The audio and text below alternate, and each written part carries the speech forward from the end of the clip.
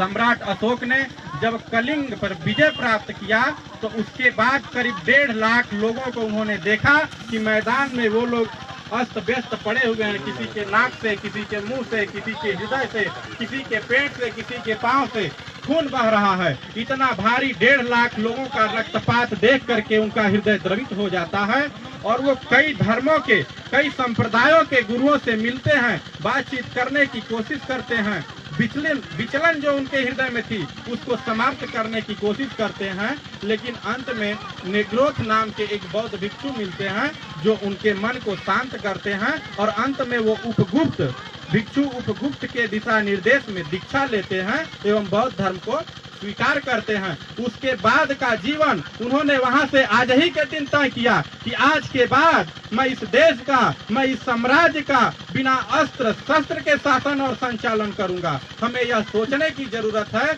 कि जो साम्राज्य अफगानिस्तान, ईरान, भूटान, म्यांमार, नेपाल, श्रीलंका और जम्मू कश्मीर से आगे तक फैला हुआ है, बिना अस्त्र शस्त्र के कैसे संचालित हो सकता है। हमें ये सोचने की जरूरत है कि कोई न कोई नीति रही होगी, कोई न कोई सिद्धांत रहा होगा, कोई न कोई सजगता रही होगी, कोई न कोई परख रही होगी, जिसके दम पर उन्होंने इतने बड़े साम्राज्य का बिना अस्त्र शस्त्र के शासन किया। और इतना ही नहीं, सबसे जरूरी बात यह है कि 261 ईसा पूर्व में उन्होंने अस्त्र शस्त्र त्यागा और 232 ईसा पूर्व तक उन्होंने शासन और संचालन किया, लेकिन विश्व के किसी शासक की हिम्मत नहीं हुई कि वो भारत की तरफ नजर उठा करके देख सके। ये हमारा गौरवशाली इतिहास है, इस पर हमको आपको गर्व करने का विषय है। हमें गर्व करना चाहिए और पढ़ना चाहिए, जानना चाहिए कि हम क्या थे और क्या हो गए। हम शोषित वंचित समाज के लोग केवल अपने आजीविका में उलझे हुए हैं, हम राग द्वेष मोह में उलझे हुए हैं। हम अगला तरक्की न कर ले, हम कितना तरक्की किए, इन चीजों पर केंद्रित हैं। हमारे पास सुख सुविधाएं कितनी हैं, हमारे पास भोग विलास के साधन कितने हैं, हम मात्र इतने में केंद्रित हो गए हैं।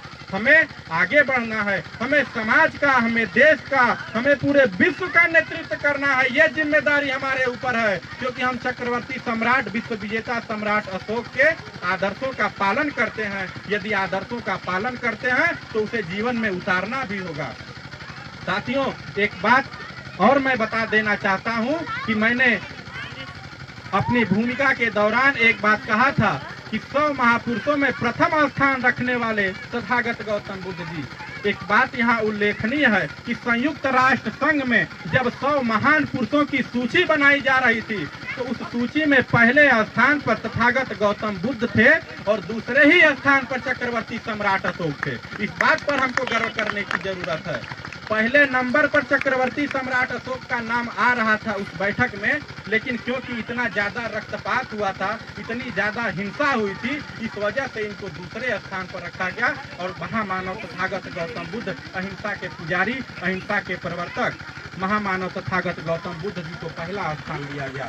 बहुत ज्यादा न कहते हुए हम लोग इस सभा में शामिल हुए। इन विषयों पर हमको अध्ययन करना है, हमको अपने बच्चों को बताना है कि हमारा इतिहास कैसा था और आगे का हमारा भविष्य कैसा होगा।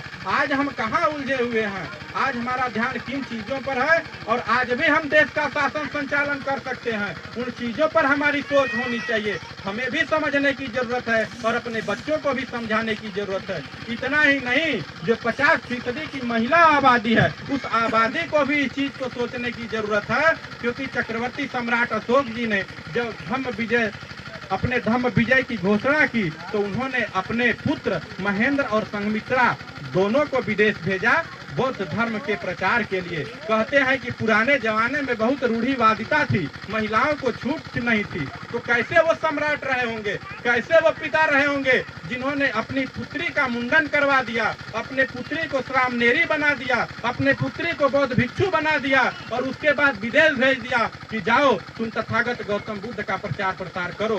तो ये जिम्मेदारी और ये बीड़ा महिलाओं को भी उठाना है, बच्चियों को भी उठाना है। इन्हीं चंद शब्दों के साथ आप सभी लोगों को अशोक धम्म विजय दिवस की शुभकामनाएं देते हुए बहुत बहुत धन्यवाद।